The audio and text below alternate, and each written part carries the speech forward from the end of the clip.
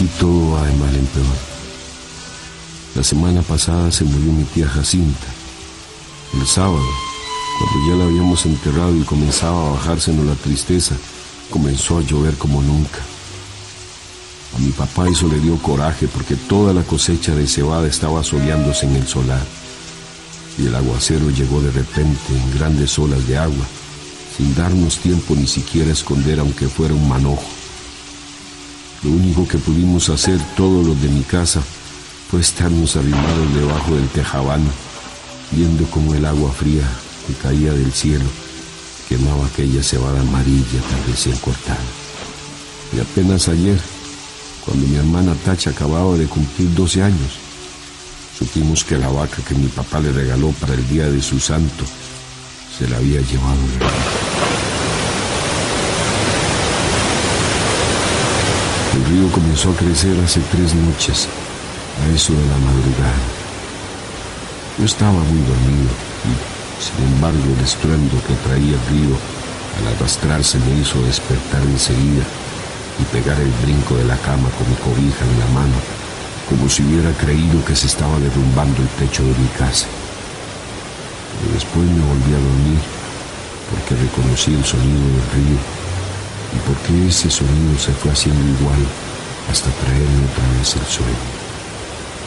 Cuando me levanté, la mañana estaba llena de nublazones y parecía que había seguido lloviendo sin parar. Se notaba que el ruido del río era más fuerte y se oía más cerca. Se olía como huele una quemazón, el olor a podrido del agua revuelta. A la hora en que me fui a asomar, el río ya había perdido sus orillas. Iba subiendo poco a poco por la calle Real y estaba metiéndose a toda prisa en la casa de esa mujer que le dicen la Tambora. El chapaleo del agua se oía al entrar por el corral y al salir en grandes chorros por la puerta. La Tambora iba y venía caminando por lo que era ya un pedazo de río, echando a la calle sus gallinas para que se fueran a esconder a algún lugar donde no les llegara la corriente. Y por el otro lado, por donde está el recodo, el río se debía de haber llevado, quién sabe desde cuándo, el tamarindo que estaba en el solar de mi tía Jacinta, porque ahora ya no se ve ningún tamarindo. Y por eso nomás la gente se da cuenta de que la creciente esta que vemos es la más grande de todas las que ha bajado el río en muchos años.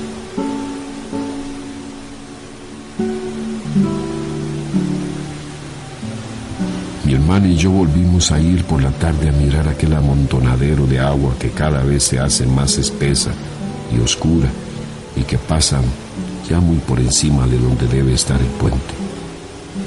Allí nos detuvimos horas y horas sin cansarnos viendo la cosa aquella.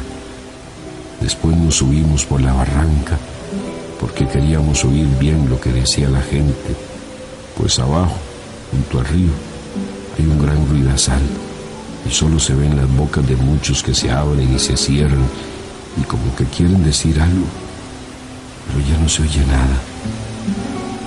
Por eso nos subimos por la barranca, donde también hay gente mirando el río y contando los perjuicios que ha hecho. Allí fue donde supimos que el río se había llevado la serpentina, la vaca esa que era de mi hermana Tacha, porque mi papá se la regaló para el día de su cumpleaños y que tenía una oreja blanca y otra colorada y muy bonitos ojos. No acabo de saber por qué se le ocurriría a la serpentina pasar por este río cuando sabía que no era el mismo río que ella conocía de a diario.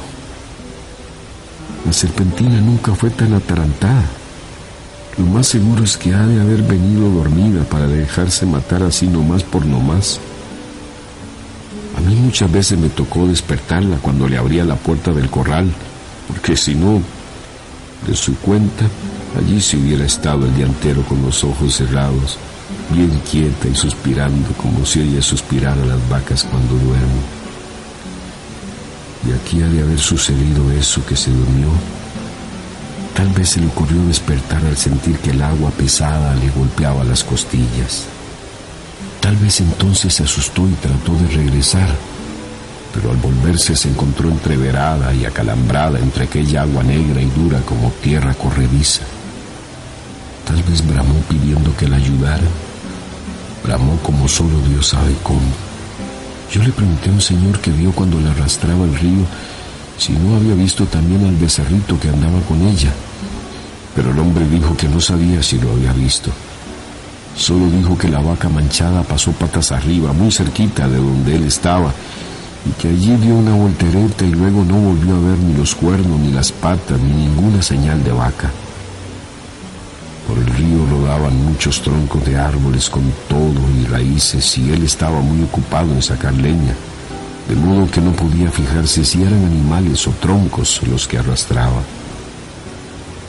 No más por eso no sabemos si el becerrito está vivo o si se fue detrás de su madre río abajo. Si así fue, que Dios los ampare a los dos.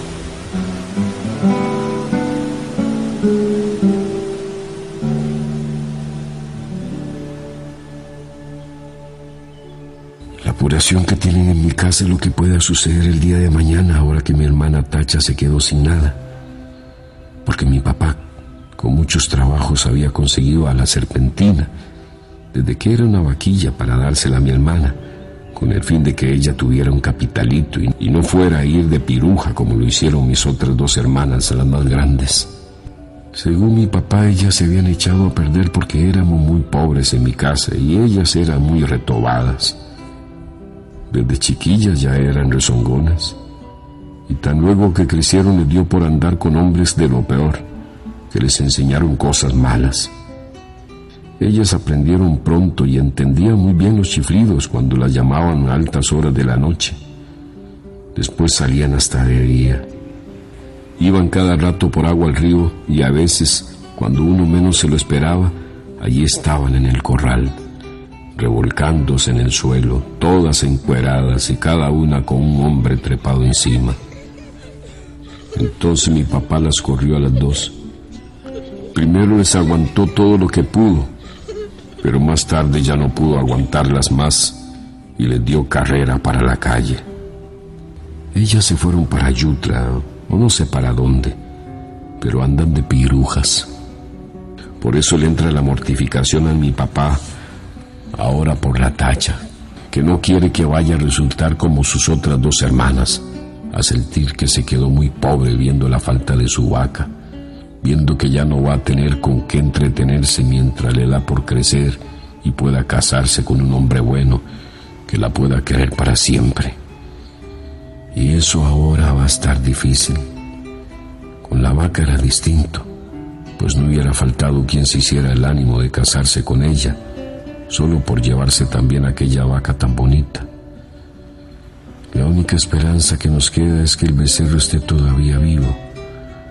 Ojalá no se le haya ocurrido pasar el río detrás de su madre, porque si así fue, mi hermana Tacha estará tantito así de retirado de hacerse piruja, y mamá no quiere. Mi mamá no sabe por qué Dios la ha castigado tanto al darle unas hijas de ese modo, cuando en su familia, desde su abuela para acá, nunca ha habido gente mala. Todos fueron criados en el temor de Dios y eran muy obedientes y no le cometían irreverencias a nadie. Todos fueron por el estilo. ¿Quién sabe de dónde les vendría a ese par de hijas suyas aquel mal ejemplo? Ella no se acuerda. Le da vueltas a todos sus recuerdos y no ve claro dónde estuvo su mal o el pecado de nacerle una hija tras otra con la misma mala costumbre. No se acuerda, y cada vez que piensa en ellas, llora y dice: que Dios las ampare a las dos. Pero mi papá alega que aquello ya no tiene remedio. La peligrosa es la que queda aquí, la Tacha, que va como palo de ocote, crece y crece, y que ya tiene unos comienzos de senos que prometen ser como los de sus hermanas, puntiagudos y altos y medio alborotados para llamar la atención. Sí, dice, le llenará los ojos a cualquiera donde quiera que la vean, y acabará mal, como que estoy viendo que acabará mal. Esa era la mortificación de mi papá. Y Tacha llora al sentir que su vaca no volverá porque se la ha matado el río. Está aquí, a mi lado, con su vestido color de rosa, mirando el río desde la barranca y sin dejar de llorar. Por su cara corren chorretes de agua sucia como si el río se hubiera metido dentro de ella. Yo la abrazo tratando de consolarla, pero ella no entiende. Llora con más ganas. De su boca sale un ruido semejante al que se arrastra por las orillas del río, que la hace temblar y sacudirse todita, y mientras la creciente sigue subiendo. El sabor a podrido que viene de allá salpica la cara mojada de Tacha, y los dos pechitos de ella se mueven de arriba abajo sin parar, como si de repente comenzaran a hincharse para empezar a trabajar por su perdición.